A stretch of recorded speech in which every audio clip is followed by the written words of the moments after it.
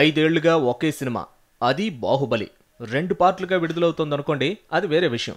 చేసింది రెండే సినిమాలే అయినా ప్రభాస్కి రావాల్సినంత క్రేజ్ వచ్చింది. ఆయనిప్పుడు నేషనల్ వైడ్ మార్కెట్ ఉన్న Tollywood hero. Baahubali the conclusion కూడా రిలీజ్ అయితే రెబల్ స్టార్ మార్కెట్ స్టామినా రెట్టింపు అవుతుందనడంలో ఎలాంటి సందేహం లేదు. అయితే ఈ సినిమా ఆడియో రిలీజ్ వేదికపై తమ అభిమాన హీరో ప్రభాస్ చాలా మాట్లాడతాడని అంతా ఊహించారు. తన ఫ్యూచర్ ప్రాజెక్టులతో పాటు సినిమాలోని డైలాగులు చెప్పి అలరిస్తాడని ఆశలు పెట్టుకున్నారు.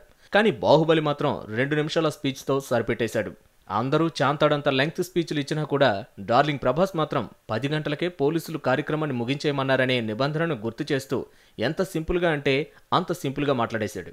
Baahubali the conclusion pre release ఈవెంట్లో సమయాభావం కారణంగా అసలు కండలవీరుడు ప్రభాస్ ఎక్కువగా మాట్లాడిందే లేదు.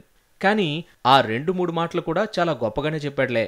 2 సంవత్సరాల పాటు ఒక సినిమా కోసం వెయిట్ చేసినందుకు డార్లింగ్ ఫ్యాన్స్ అందరికీ థ్యాంక్స్. ఇక నుండి సంవత్సరానికి 2 సినిమాలు చేయడానికి ప్రయత్నిస్తాను. ఈ గొప్ప ప్రొడ్యూసర్లకు, టెక్నీషియన్లకు అందరికీ థ్యాంక్స్ అంటూ 2 లైన్లు చెప్పేసి ముగించాడు ప్రభాస్.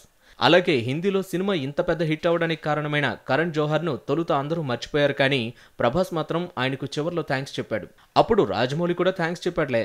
ఇకపోతే అభిమానుల కోసం ట్రైలర్లో ఉన్న "నువ్వు పక్కనున్నంత వరకు నన్ను చంపే మగాడే లేడు మామా" అనే డైలాగ్ను, వాడిది తప్పని తేలింది తల తెగింది అనే డైలాగ్ను కూడా చెప్పాడు.